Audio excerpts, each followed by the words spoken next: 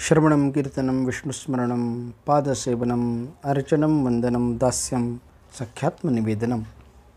मागील पाठामध्ये आपण श्रवण भक्तीचा विचार केला। आज आपण कीर्तन भक्तीचा विचार करणार आहोत। आपण जर विचार केला तर कीर्तन हा शब्द कीर्त या धातूपासून बनलेला आहे। कीर्त या धातूचा अर्थ पुन्हा पुन्हा एकच क्रिया करणे, याला कीर्तन म्हणतात। आता कीर्तन भक्तीचे काही प्रकार सांगितलेले आपल्याला पाहायला मिळतात। त्यापैकी नामसंकीर्तन, गुणसंकीर्तन, रूपसंकीर्तन, लीला संकीर्तन असे प्रमुख 4 प्रकार आपल्याला पाहायला सापडतात। आणि हे जरी प्रमुख प्रकार असले तरीसुद्धा भगवंताची दया, ऐश्वर्य, संपत्ती याच्यानुसार केलेलं कीर्तन असे सुद्धा कीर्तनाचे आपल्याला प्रकार पाहायला सापडतात। एकूणच कीर्तन नावाच्या भक्तीची जर व्याख्या करायची म्हटली तर आपण कशी करू? भगवंताचे नाम, रूप, गुण, प्रभाव, चरित्र, भगवत तत्व आणि या सर्वांचं रहस्य यांचं श्रद्धेनं प्रेमपूर्वक केलेलं उच्चारण, आणि हे प्रेमपूर्वक उच्चारण करीत असताना आपल्या असणाऱ्या शरीरावर रोमांच उभारणे, कंठ दाटून येणे, डोळ्यातून अश्रू येणे, हृदयामध्ये आनंदाचं वातावरण निर्माण होणे, आणि त्या कीर्तनामध्ये रममाण होणं, ही कीर्तनाची व्याख्या सांगितलेली आपल्याला पाहायला सापडतं। यालाच नामसंकीर्तन असं म्हटलं जातं। अगदी थोडक्या शब्दामध्ये सांगायचं म्हटलं तर त्याचं वर्णन करताना आपण असं वर्णन करू शकतो महाराज, कंठी प्रेम दाटे, नयनी नीर लोटे, हृदयी प्रगटे रामरूप, यालाच कीर्तन भक्ती म्हणतात। कथा प्रवचनाच्या माध्यमातून साधकांच्या समवेत भगवंताचा प्रभाव सांगणे, एकांतात किंवा सर्वांना बरोबर घेऊन भगवंताच्या समोर मानसिक उपांशू किंवा वैखरी वाणीने म्हणजे मोठ्या आवाजामध्ये भगवंताचा नामजप करणं म्हणजे कीर्तन। भगवंताचे गुण, लीला, चरित्र, कथा यांचा आठव करणे, ते आपल्या जवळच्या लोकांना सांगणे, वाद्य असेल तर वाद्यांच्या गजरामध्ये, वाद्य नसतील तर असणाऱ्या टाळीच्या माध्यमातून, तेही नसेल तर नुसतंच भगवंताच्या दिव्य स्तोत्रांच्या माध्यमातून किंवा संतांची जी पदं आहेत त्या पदांच्या माध्यमातून भगवत भक्ती करणं म्हणजेच कीर्तन होय। अशा अनेक व्याख्या आपल्याला पाहायला सापडतात कीर्तनाच्या। कीर्तन म्हणजे भगवंताचे गुण गाणं, मग ते कशाही माध्यमातून तुम्ही करू शकता। कीर्तन भक्ती ही श्रवण भक्तीपेक्षा थोडीशी अवघड भक्ती सांगितली, कारण कीर्तन करण्याचा अधिकार प्रत्येकाला नाही, ही पहिली गोष्ट। आणि कीर्तन करताना काही तत्त्व पाळायला सांगितलेली आहेत। ह्या 2 गोष्टींचा जर आपण विचार केला तर कीर्तन भक्ती ही श्रवण भक्तीपेक्षा थोडीशी अवघड असलेली आपल्याला पाहायला सापडते। आता संतांनी विचार करत असताना दोन्ही पद्धतीने विचार केलेला आपल्याला पाहायला सापडतो। संतांनी काही ठिकाणी विचार करताना सांगितलं की बाबा नामसंकीर्तन साधन पै सोपे, जळतील पापे जन्मांतरी, न लगती सायास जावे वनांतरा, सुखे येतो घरा नारायण। नामसंकीर्तन हे सगळ्यात सोपं कीर्तन आहे, पण याला अट काय घातलेली आहे? याला अट घालताना असं सांगितलं, ठाईच बैसोनी करा एकचित्त, एका ठिकाणी बसा आणि एकचित्त करा। म्हणजे जोपर्यंत एकचित्त होत नाही तोपर्यंत हे कीर्तन घडणार आहे का? घडणार नाही। त्याहीपेक्षा पुढे जाऊन आमचे माऊली ज्ञानेश्वर महाराज सांगतात, महाराज द्वैताची झाडणी गुरुविने ज्ञान, तया कैसे कीर्तन घडेल नावे।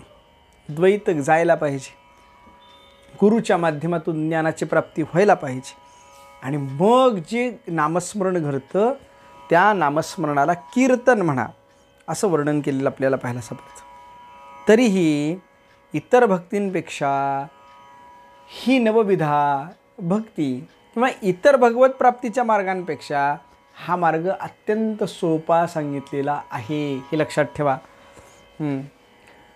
संत महात्म्य वर्णन करतात, थोडी आहे, पण कधी चित्त साह्य धाय्या. चित्त साह्य असेल तर कीर्तनासारखी सोपी भक्ती नाही असं सांगितलेलं आहे. आता हा एक भाग गेला. आता दुसरा भाग काय, आपण मगाशीच विचार केला की काही तत्त्व पाळावी लागतात. तुम्हाला कीर्तन करायचं आहे म्हटल्यानंतर, नामसंकीर्तन करायचं आहे असं म्हटल्यानंतर तुम्हाला काही पथ्य पाळावी लागतात आणि त्या पथ्यांचं वर्णन केलेलं आहे महाराज.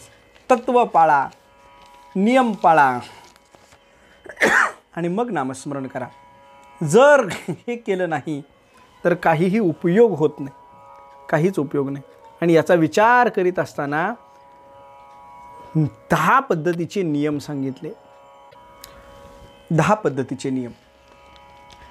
त्याला 10 नामापराध म्हटलं जातं. नाम घ्यायचं असेल, नामसंकीर्तन करायचं असेल तर या गोष्टी टाळा. पहिली गोष्ट सांगितली ती म्हणजे काय, सद्निंदा सती. पहिलं बंद काय करायचं आहे तर सत्पुरुषांची निंदा बंद करायची. व्यक्तींना सत्पुरुषांची निंदा ही बऱ्याच वेळा नामस्मरणापेक्षाही गोड वाटते. व्यक्तिस्मरण हे इतर सगळ्या गोष्टींपेक्षा श्रेष्ठ आहे. तर व्यक्तिस्मरण म्हणजे काय, तर त्या व्यक्तिस्मरणाचा विचार करत असताना असं सांगितलं की 2 व्यक्ती एकत्र जमल्या की ते काय करतात, तिसऱ्याच्या गुणदोषाचा विचार करतात. याला म्हटलं जातं व्यक्तिचिंतन. आणि सर्वात मोठा जर अपराध कोणता असेल ना तर तो निंदेचा अपराध आहे. निंदा कोणाचीच करू नये, ही पहिली गोष्ट. कमीत कमी सत्पुरुषांची तरी निंदा करू नये, हा पुढचा संकेत. पहिला संकेत आहे कुणाचीच करू नये. पण मनुष्य असा आहे का, मनुष्याला कुणाची ना कुणाची निंदा करू वाटतेच, त्याच्या हातून होतेच. मग काय करा, कमीत कमी सत्पुरुषांची तरी निंदा करू नका. कारण सत्पुरुषांची जर निंदा केली तर त्याचे परिणाम फार भयंकर होतात. अनेक कथा आहेत, त्यातील एक कथांचा आपण विचार करू. विनाकारण जर कुणाची निंदा केली तर त्याच्या माध्यमातून फार मोठी हानी होते. एक म्हातारी होती एका गावामध्ये, आणि एका गावामध्ये म्हातारी असताना तिला असं वाटायचं की आपण वैष्णवांना जीव घालावं, ब्राह्मणांना जीव घालावं. तिनं विचार केला आणि मग एकदा घरी वैष्णव भोजन ब्राह्मण भोजन ठरल्यानंतर तिनं विचार केला की काय करावं. तिच्याकडे जे काही पदार्थ होते ते पदार्थ तिने केले आणि शेवटी तिने विचार केला की शेवटी निदान ताक तर चांगलं द्यावं. म्हणून शेजारी 1-2 घरं सोडून एक गवळ्याचं घर होतं आणि त्या गवळ्याच्या घराला आधीच गवळणीला आधीच सांगितलं होतं की बाबा मला थोडंसं ताक हवं आहे, अशा पद्धतीने आम्ही हे करणार आहे. तिने सांगितलं ठीक आहे घेऊन जावा म्हटल्याबरोबर जेवणाच्या पंगत बसायच्या आधी 1 अर्धा-2 तास ती त्या गवळ्याच्या घरी गेली आणि सांगितलं की बाई थोडंसं ताक मला दे. तिने एक डेरा भरून ताक दिलं. तो डेरा होता, ताकाचा उचलला, डोक्यावर घेतला आणि आपल्या घराकडे निघाली. घराकडे निघत असताना त्या डेऱ्यावर कोणत्याही पद्धतीचं झाकण नव्हतं. जात असताना वरून एका गरुडानं किंवा एखाद्या ससाण्यानं एक सर्प धरला होता आणि सर्प धरला असताना तो आकाश मार्गाने घेऊन जात होता. आणि ज्यावेळी सर्प सुटण्याचा प्रयत्न करतो त्यावेळी हा जो ससाण आहे किंवा गरुड आहे तो आपले पंजे आवळतो आणि नेमकं पंजे आवळले आणि पंजे आवळले गेल्यामुळं त्याच्या मुखातून विष बाहेर पडलं. जे विष बाहेर पडलं ते बरोबर कुठं पडलं तर ते बरोबर असणाऱ्या या ताकामध्ये पडलेलं मीठ. ना त्या म्हातारीला माहीत ना वैष्णवांना माहीत. ब्राह्मण भोजन झालं, शेवटी ताक वाढलं, सगळ्यांनी ते ताक पिले. आणि ताक पिल्यानंतर 2-1 तासाच्या जे जे जेवायला आले होते ते सगळे मरून पडले. आता मेल्यानंतर हिशोब करायला यमधर्म पुढं आले. यमधर्माने सांगितलं की हे जे एवढे वैष्णव मेले, ब्राह्मण मेले, ह्याचं पाप कुणाला टाका? टाका म्हणले म्हातारीच्या डोक्यावर. तर म्हातारीच्या डोक्यावर ते सगळं पाप टाकलं. म्हातारीनं विचार केला की माझी काय चूक आहे बाई, मी वारकऱ्यांना भोजन घडावं, वैष्णवांना भोजन घडावं म्हणून मी हे सगळा खटाटोप केला, यात माझी काही चूक आहे का? माझी चूक नाही. मग यमधर्माला वाटलं खरंच म्हणले हिची काही चूक नाही म्हणले. मग चूक कुणाची आहे म्हणले? त्या सापाने गरळ ओकली, त्या सापाची चूक आहे. हे सगळं जे पाप आहे ते असणाऱ्या सापाच्या डोक्यावर टाका. साप विचार करू लागतो की माझी तर काही चूक आहे, मला त्या गरुडाने पकडलं, गरुडाने माझा गळा दाबला आणि गरुडाने गळा दाबल्यामुळे माझ्यातून विष बाहेर पडलं, माझी काही चूक आहे का? नाही. मग शेवटी गरुडाच्या डोक्यावर ते पाप ठेवायचं ठरलं. गरुडानं विचार केला माझं भक्ष्य आहे, ते सुटायला लागलं आणि ते सुटायला लागल्यामुळे मी पंजे आवळले, माझी काही चूक आहे? ना गरुडाची चूक, ना सापाची चूक, ना म्हातारीची चूक. ब्राह्मण मेले, वैष्णव मेले, याचं पाप कुणाला ठेवायचं?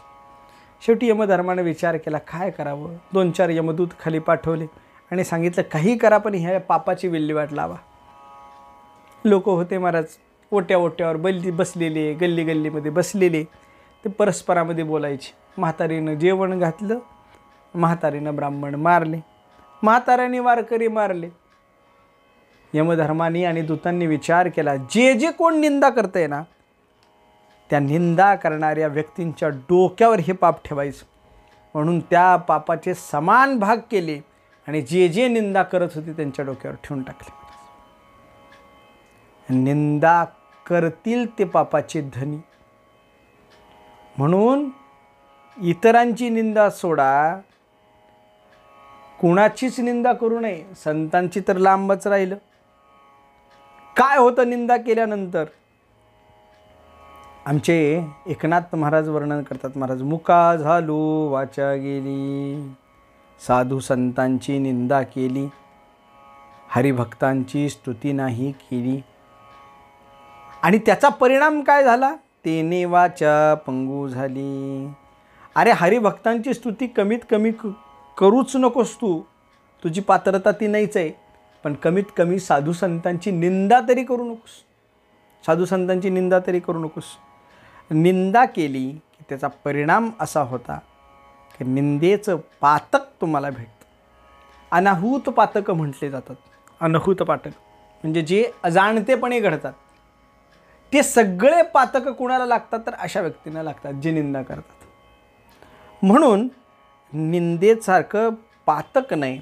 म्हणून पहिला जर नामापराध कोणता सांगितला, कीर्तन अपराध कोणता जर सांगितला, तर सांगितलं सद्निंदा सती, सज्जनांची निंदा हा पहिला नामापराध आहे. तर दुसऱ्या नामापराधाचा आपण विचार करू. दुसरा नामापराध म्हणजे नामवैभव कथा. ज्या व्यक्तींच्या अंतःकरणामध्ये भगवंताच्या संबंधानं प्रेम नाही, अशा व्यक्तींना भगवंताचा महिमा सांगणं, भगवत नाम जपाचा असणारा महिमा सांगणं हा सुद्धा एक अपराध आहे. हा सुद्धा एक अपराध आहे. अहो काही व्यक्ती अशा असतात की त्या व्यक्तींना भगवत भजनासंबंधानं प्रेमच नसतं प्रेम. आणि प्रेम नसल्यामुळं त्या व्यक्ती काय करतात? नुसतं दिखावा करतात, मला प्रेम आहे, मला प्रेम आहे, मला प्रेम आहे. मग अशा व्यक्तींना जर आपण नाममहिमा सांगायला सुरुवात केली तर निश्चित पद्धतीनं त्याचा प्रभाव विरुद्ध होतो, परिणाम विरुद्ध होतो. म्हणून संत महात्मे सांगतात महाराज, तार्किकाचा टाका संग पांडुरंग स्मरा हो. तार्किकापासून लांब राहावं, त्यांच्या जवळसुद्धा जाऊ नये. त्या गणपती अथर्वशीर्ष नावाचा एक ग्रंथ आहे बघा, त्या ग्रंथामध्ये सांगितलं आहे अशिष्याय नदीयम यो यदी मोहात दास्यती सपापियान भवती, अभक्ताला हे देऊ नये. अशिष्याला, अभक्ताला जर दिलं तर त्याचा परिणाम उलट होतो. तुम्ही जर मोहयुक्त अंतःकरणानं ते देण्याचा प्रयत्न केला तर तुम्ही पापी होताल, पाप तुम्हाला लागेल. म्हणून पूर्वीची लोक किंवा आत्ताची लोक सुद्धा बघा, जप करीत असताना जप किती झाला हे कोणाला सांगत नाहीत. कारण आपण ज्याला सांगतो तो तेवढ्या पात्रतेचा असावा. एखादा अनुभव आला, तो अनुभवसुद्धा कुणाला सांगावा याचा 100 वेळा विचार करायला हवा. नाहीतर त्या अनुभवाचा परिणाम उलटा होतो. हा दुसरा नामापराध सांगितला. आता हा जर नामापराध असेल तर फार मोठी पंचायत आहे. आपण कीर्तन करतो, आपण भजन करतो, आपण नामसंकीर्तनाचा महिमा सांगतो, पण ते सांगत असताना मोठे मोठे स्पीकर लावलेले असतात, मोठे मोठे स्पीकर लावलेले असतात. मग सगळेच व्यक्ती काही साधक आहेत का हो? नाही. साधक जर असतील तर ठीक आहे, आणि असाधक असेल एखादा व्यक्ती तर त्याला कसं काय ऐकवावं? हे आपल्याकडून नामापराध होणार आहे का नाही? कीर्तनामध्ये सांगावं का न सांगावं? मोठा प्रश्न आहे. त्याचं उत्तरसुद्धा आहे महाराज. एका दुकानदाराने गहू विकला, एका सामान्य व्यक्तीने गहू आणला. तर गहू आणल्यानंतर त्यांनी फक्त गहूच विकला का हो? गहूच विकला का? त्या गव्हाच्या पैशात त्याने किडेही दिले 2-4, 10-12 खडेही दिले, बरोबर का नाही? पण विकताना काय सांगितलं? गहू आहे बरं का, 1 किलो गहू. घरी विचारलं, काय आणलं हो तुम्ही? त्यांनी सांगितलं गहू आणले. का त्यांनी सांगावं गहू आहेत, 5-7 किडे आहेत, 10-12 खडे आहेत, सांगावं का? नाही सांगायचं. गहूच सांगायची. कारण का? गहू जास्त आहेत आणि इतर कमी आहेत. त्या पद्धतीनं कीर्तनामध्ये 2-4 किड्यांसाठी नाममहिमा सांगणं बंद करायचं का? 10-12 दगडांसाठी नाममहिमा सांगणं बंद करायचं का? तर त्याचं उत्तर आहे नाही. अहो, कधी ना कधीतरी त्यांना वाटेल ना की खरंच असा हा नाममहिमा आहे का, आपण घ्यावं नाव. त्याच्या अंतःकरणामध्ये तशी बुद्धी होईल का नाही? होईल. तोही येईल कधीतरी आपल्याबरोबर. म्हणून दुसरा नामापराध सांगितला तो म्हणजे नामवैभव कथा. कुणालाही नामस्मरणाचं महत्त्व सांगू नका. तिसरा आणि महत्त्वाचा सांगितला महाराज, श्रीशयोः भेदतिः. श्री आणि शेष या दोघांमध्ये भेदबुद्धी धारण करणं. श्रीहरी विष्णू आणि श्री शिवशंकर हे वेगळे आहेत, हा फार मोठा नामापराध सांगितला. आता खरं म्हटलं तर शिव आणि विष्णू, हरी आणि हर याच्यामध्ये कोणत्याही पद्धतीचा भेद नाही. प्रमाणांनी आपल्याला हे सिद्ध करू शकतो आपण. अगदी सोपं आहे. एक अभंग आहे बघा, भजन करी महादेव, रामपूजी सदाशिव. दोघंही एकमेकांची पूजा करतात, एकमेकांचं चिंतन करतात. त्यामुळे या दोघांमध्ये भेदबुद्धी धारण करणारी व्यक्ती ही कधीही कीर्तन भक्ती करू शकत नाही. त्याचं उदाहरण बघा, पाठीमागच आपण सांगितलं महाराज, द्वैताची झाडणी. अरे देवामध्ये जर समजा तू भेद शोधत असशील तर इतरांमध्ये तुला भेद दिसणार आहे का? दिसणारच. म्हणून सांगितलं की भेद न शोधता निश्चित पद्धतीनं काय आपण करायचा? विचार करायचा. म्हणून सांगितलं श्री शेषयो भेदथिः. हा तिसरा नामापराध सांगितला. वैष्णव असू द्या, कोण शैव असू द्या, या दोघांचाही तुम्ही विचार करा. दोघांचाही विचार करा.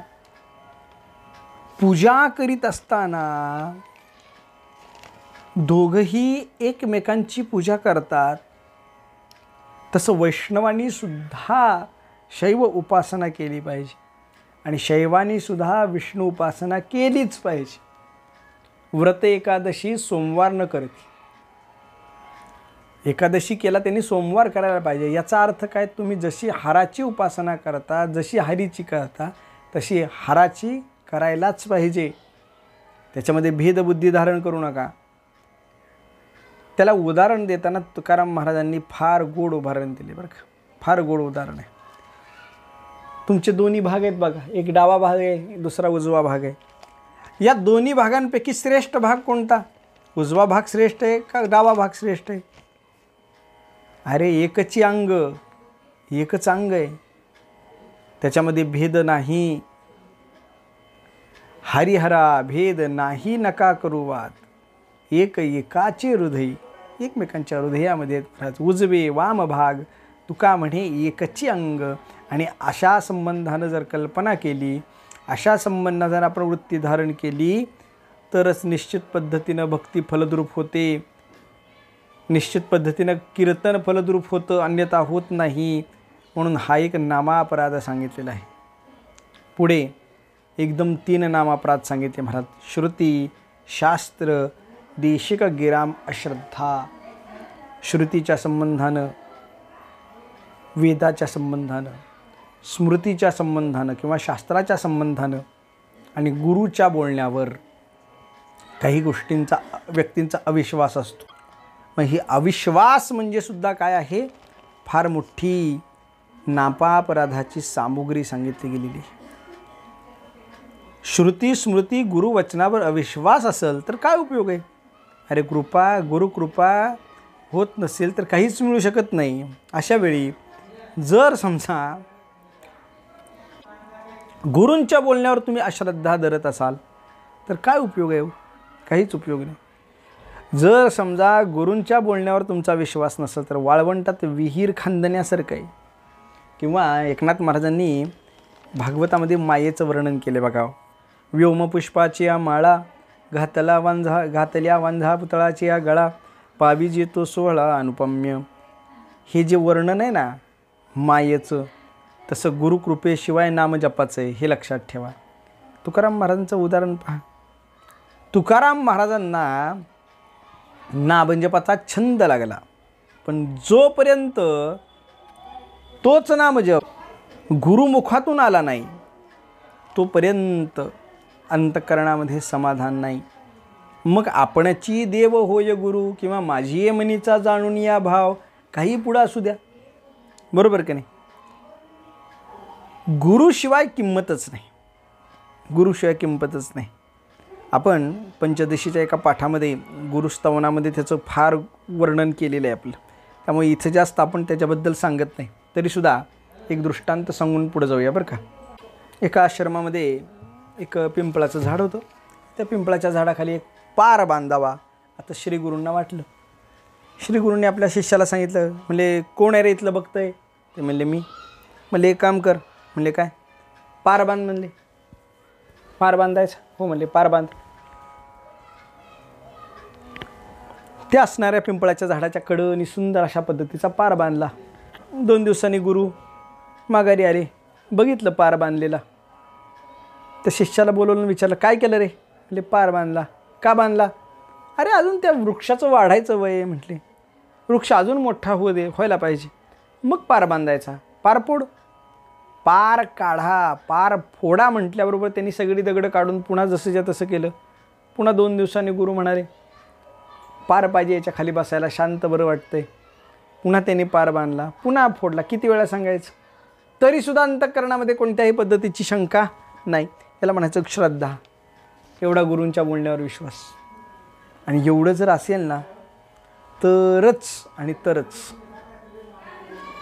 नामावर प्रीती जडते, अन्यथा नाही. पंचदशीचे आपले व्हिडिओ आहेत बघा पाठाचे, त्याच्यामध्ये पहा, तुम्हाला गुरुमहिमा पाहायला सापडेल. हां, एवढा विश्वास गुरुवर पाहिजे. आता काय पुढं कोण राहिले. एक म्हणजे श्रुती आणि स्मृती, बरोबर काय. आता फॅशन आहे सध्याची. वेदाला, स्मृतिग्रंथांना खाली दाखवणं, न मानणं, ही आत्ताची फॅशन आहे. का फॅशन आहे तर मनुष्याला चांगलं नको, चांगलं नको, वाईट मात्र पाहिजे. माणसाला सत्याचा मार्ग नको, चैनीचा, ज्या माध्यमातून विनाश आपला असा करता येतो ना तो मार्ग फार आवडतो. मी अनेक ठिकाणी पाहतो कीर्तनाला गर्दी त्याच्यापेक्षा नर्तनाला जास्त. शोकांतिका आहे, शोकांतिका. आज जर आपण यूट्यूब बघितलं तर यूट्यूबवर कितीतरी महात्मे, तत्ववेत्ते तुम्हाला जीवनाचा मार्ग दाखवण्यासाठी अरे अनेक असे ग्रंथ आहेत, ते ग्रंथाचं आध्यात्मिक ज्ञान देण्याचं कार्य करताय. पण त्यांचे फॉलोअर्स बघा, त्यांचे सबस्क्रायबर बघा.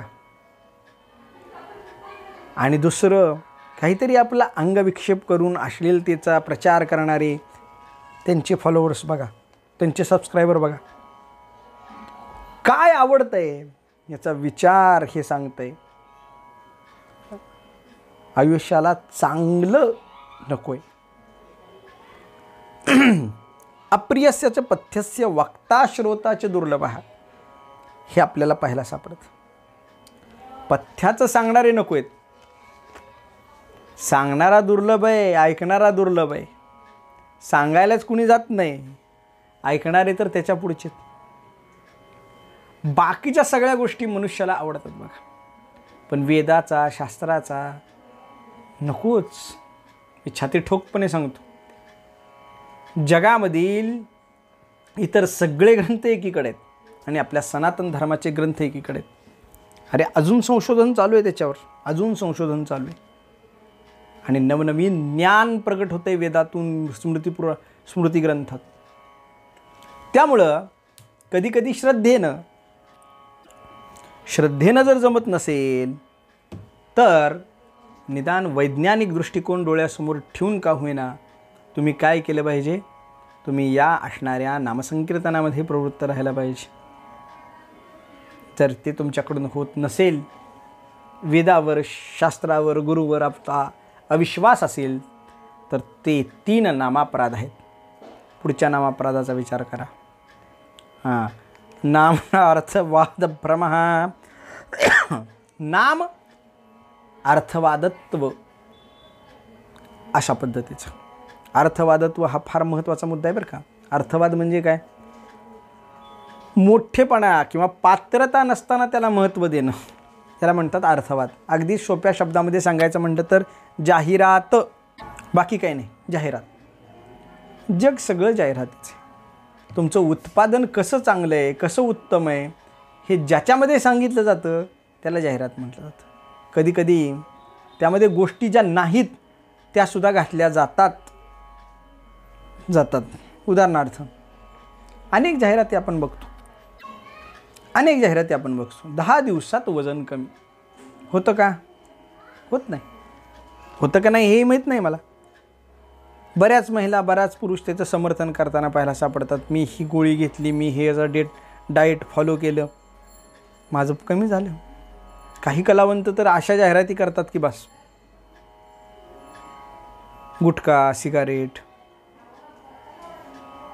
वाईट व्यसनांच्या जाहिराती. आता नवीनच आले बघा ते जुगार, रमी. मी एवढे खेळले आणि एवढे जिंकले, ही टुर्नामेंट, ती टुर्नामेंट. लोकांना उत्तेजित करण्यासाठी हे बोललं जातं. त्यांनी खेळावं. खेळल्यानंतर त्यांना काय मिळते? मिळाले कधी कोणाला? नाही. याला म्हटलं जातं अर्थवाद.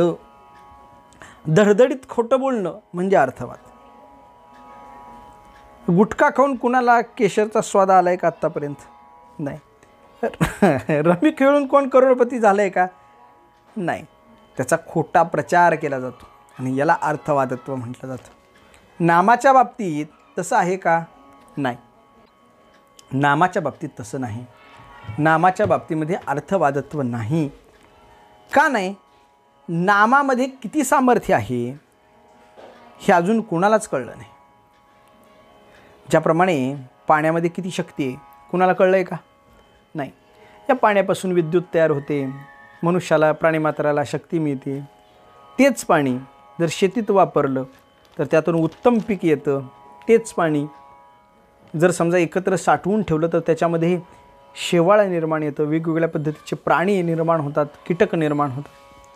कळली का कोणाला शक्ती त्याची? नाही.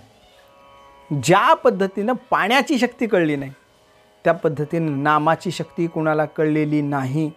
विचार करा. नामाची शक्ती, नामाचा महिमा साक्षात भगवंताला सुद्धा कळला नाही. बाकीची तर लांब राहिली. म्हणून वर्णन करताना सांगितलं, तुझ्या नामाचा महिमा तुझं नकळे मेघश्यामा. देव आणि देवाचं नाव याच्यामध्ये विचार केला तर देवाचं नाव हे देवापेक्षा श्रेष्ठ. दृष्टांतानं सांगतो. एकदा रामायणातला कथाप्रसंग आहे. एकदा प्रभू रामचंद्र आपल्या दरबारामध्ये होते. आमचे हनुमंतराय पायापाशी बसले होते आणि पायापाशी बसले असताना अचानक वशिष्ठ त्या ठिकाणी आले. तर वशिष्ठ म्हणजे कुलगुरू आहेत, प्रभू रामचंद्रांचे गुरु आहेत. आल्याबरोबर सगळे उभा राहिले. सगळे उभा राहिले, पण हनुमंतरायांचं लक्ष नव्हतं, चिंतनामध्ये मग्न होते. हनुमंतराय काही उठले नाहीत. हनुमंतराय उठले नाहीत म्हणल्याबरोबर वशिष्ठांना राग आला. वास्तविक पाहता राग यायची गरज नव्हती, पण आला. आणि आल्याबरोबर तिथून माघारी निघून चालले म्हटल्याबरोबर प्रभू रामचंद्रांनी अडवलं. म्हणले, महाराज लगेच चालला? म्हणजे काय म्हणले, तुझ्या जर दरबारामध्ये येऊन माझा अपमान होत असेल तर थांबायचं कशाला? कोणी केला अपमान? म्हणले, अपमान करणाऱ्याला काय शासन करशील ते सांग, मग पुढं बघू. ते म्हणले, उद्या सूर्यास्तापर्यंत तो मृत्यू लोकामध्ये जिवंत राहणार नाही. सांगा कोणी अपराध केला? ते म्हणले, मारुतीरायांनी. मोठा प्रश्न पडला, आता काय करावं? आता काय करावं? मारुतीराय तर अमर आहेत, काय करावं? मग मारुतीरायांना कळलं काय करावं. गेले वशिष्ठांना शरण. वशिष्ठांच्या चरणावर मस्तक ठेवलं आणि सांगितलं, उद्या संध्याकाळी मी मरणार आहे, संध्याकाळपर्यंत मी मरणार आहे, काय करावं? काय नाही म्हणले, शरयू नदीमध्ये जा आणि भगवंताचं नामस्मरण करत बस. म्हणले, बरं. प्रभू रामचंद्र हनुमंतरायाला बघतात, हनुमंतराय कुठंच नाहीत. सकाळी उठल्याबरोबर हनुमंतराय शरयू नदीमध्ये गेले, भगवंताचं नामस्मरण करायला सुरुवात केली. श्रीराम जय राम जय जय राम. नामस्मरणामध्ये रममाण झाले. इकडे भगवंताने शोधलं, सूर्यास्त जवळ आला. कुणीतरी सांगितलं, हनुमंतराय कुठे आहेत? शरयू नदीमध्ये. कोण आहे बरोबर? वशिष्ठ महाराज बरोबर आहेत. वशिष्ठ महाराज उभारलेत कडेला. हनुमंतराय मधोमध भगवंताचं नामसंकीर्तन करतायत. घेतला बाण, हनुमंतरायाच्या दिशेनं सोडला. हनुमंतरायांपाशी बाण गेला, प्रदक्षिणा घातली, माघारी आला आणि भात्यामध्ये पडला. वशिष्ठांना विचारलं, काय आता कसं करायचं, मारायचं कसं? ते म्हणजे, मारू नको ना म्हणले. हां, रामेति रामभद्रेति रामचंद्रेति वास्मरण नरो न लिप्यते पापैर भुक्तिर्मुक्ती चवंदिती. अरे, तुझ्या नामाचं उच्चारण केल्यानंतर त्याला मारणं शक्य आहे का? शक्य नाही. का? कारण तुझ्या नामाचा महिमा तुला कळत नाही बाबा. देवापेक्षाही नाम श्रेष्ठ आहे. बघा, देवापेक्षाही नाम श्रेष्ठ आहे. देवाने तारले किती? फार कमी. पण नामानं तारले किती? त्यापेक्षा कित्येक पटीने जास्त. आमच्या माऊली ज्ञानेश्वर महाराजांचा एक अभंग आहे बघा. आपण पहिल्या व्हिडिओमध्ये सुद्धा त्याचा विचार केला आहे. श्रवणे कीर्तने झाले ते पावन, सनकादिक जान परमभक्त झाली ते विश्रांती. त्या अभंगाचं शेवटचं चरण आहे बघा. हां, ज्ञानोबराय सांगतात की अनंत राशी भक्त तरले ते वानर, ज्ञानदेवा घर चिदानंदी. अनंत राशी भक्त तरले वानर. वानर तरले कशामुळं तरले? तर निश्चित पद्धतीनं नामस्मरणामुळं तरले. आणि असं असल्यामुळं ते सांगतात की बाबा, नाम हे श्रेष्ठतम स्वरूपाचं आहे. नामाला कोणत्याही अन्य गोष्टींचा विचार करायचा गरज नाही. म्हणून नामाला अर्थवादत्व देण्याची गरज नाही असं सांगितलं आहे. पुढचा नामापराध किंवा कीर्तनापराध काय सांगितलं आहे? निषिद्ध वृत्ती विहित त्यागौ. निषिद्ध वृत्ती जी आहे त्याचा अवलंब करणं आणि विहित त्याग करणं. काही व्यक्तींचं जे नामस्मरण असतं ना, ते यासाठी असतं बघा. नामस्मरणाच्या माध्यमातून जे प्राप्तव्य आहे त्याचा विचार केला जातो. आणि नामशक्ती प्राप्त झाली की विहिताचा त्याग करून निषिद्धाचं आचरण करणं. बऱ्याच व्यक्ती अशा वागताना दिसतात आपल्याला. जर तुम्ही पाहिलं तर इकडं नामस्मरण करतात आणि तिकडं निषिद्ध कर्मामध्ये प्रवृत्त असतात. अशावेळी नामसंकीर्तन फलद्रूप होईल का? तुम्हाला याचा कोणताच लाभ होत नाही. विस्तृत वर्णन आपण चिरंजीव पदामध्ये पाहिलेलं आहे बघा. चिरंजीव पदामध्ये वैराग्याचा विचार करत असताना या गोष्टीचा विचार आपण केलेला आहे बघा. विहित कर्म कोणते, त्यानंतर निषिद्ध कर्म कोणते, कोणत्या कर्मामध्ये प्रवृत्त राहावं, कोणत्या कर्मामध्ये प्रवृत्त राहिल्यानंतर काय भेटतं, आपण त्या व्हिडिओमध्ये चिरंजीव पदामध्ये पाहिलेलं आहे. काही व्यक्ती असा असतात, त्या नामस्मरणातील असणाऱ्या गोष्टींचा फायदा वेगळ्या गोष्टीसाठी करतात. याचं उदाहरण पाहायला गेलं तर आपल्याला पाहायला सापडतं की एक साधू होते. त्या साधूंबरोबर त्यांचा शिष्य एक होता. दोघंजण पूर्वीचा काळ रेल्वेने निघाले होते गावाला, एका गावाकडून दुसऱ्या गावाला जाताना. आणि जात असताना त्यांनी बघितलं की रेल्वे गाडी चालली आणि हे कुठे आहेत, हे गेटमध्येच आहेत. त्या शिष्याने हात वर केला. हात वर केल्याबरोबर गाडी थांबली. गुरु महाराज गेले, शिष्य गेले, गाडीमध्ये बसले. तर ड्रायव्हरला पण कळलं अचानक गाडी कसं काय थांबली. शिष्याने स्वसामर्थ्यावर थांबवली होती. गेले, दोघंजण बसले आणि बसल्यानंतर पुन्हा गाडी सुरू झाली. गाडी सुरू झाली तरीसुद्धा गुरु काहीच बोलत नाहीत.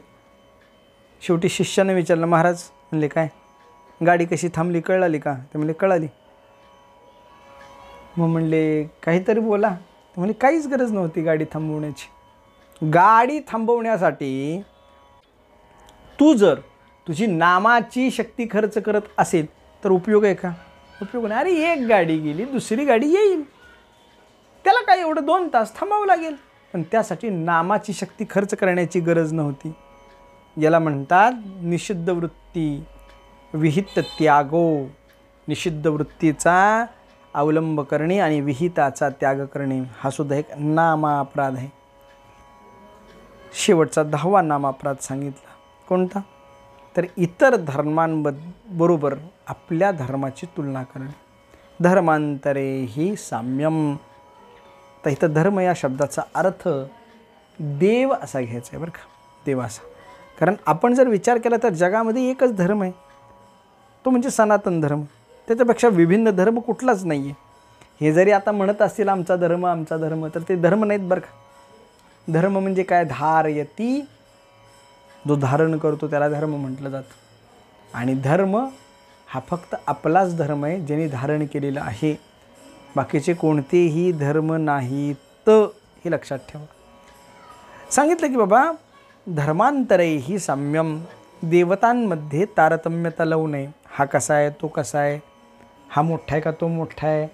अरे इंद्र काय, बरेच कीर्तनकार सांगतात इंद्र काय आहे. तर इंद्र म्हणले हा पुण्याच्या माध्यमातून बनता येतं. इंद्राची तुच्छता मान्य आहे, कीर्तनापुरती मर्यादित आहे. पण इंद्र असाही नाही की बाबा तुमच्यासमोर बसला आणि तुम्हाला तंबाखून बिडी मागतोय, असाही नाही आहे. त्याचीसुद्धा काहीतरी योग्यता आहे. त्यालासुद्धा आहुत्या द्यायच्या लागतातच.